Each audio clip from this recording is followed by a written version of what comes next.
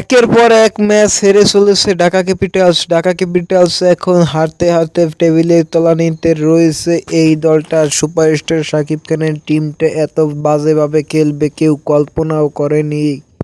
অনেকে ভাবছিল শাকিব খানের টিমটা অনেক দূর এগিয়ে যাবে, হয়তো এখন ঢাকা ক্যাপিটালস বাদ পড়ার সম্ভাবনাই পড়ে যাচ্ছে। এক ম্যাচ নয়, দুই ম্যাচ নয়, টানা 4 ম্যাচ হেরে ফেলেছে এই ঢাকা ক্যাপিটালসের সব তারকা। সরাসরি লিটন দাস, তানজিদ তামিম, মুস্তাফিজুর রহমান, এলেক্স হেলসের মতো তারকা ছিল এই দলটায়। হয়তো এলেক্স নাই, রয়েছে জনসন রয়। যেখানে এলেক্স হেলস সেঞ্চুরি করে হেসে খেলে, সেখানে জনসন রয় প্রথম ম্যাচে মাত্র 18 রান করেছেন।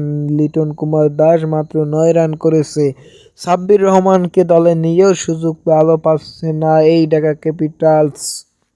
তবে দেখা যাক পরবর্তী ম্যাচে ঢাকা ক্যাপিটালস ঘুরে দাঁড়াতে পারে কিনা।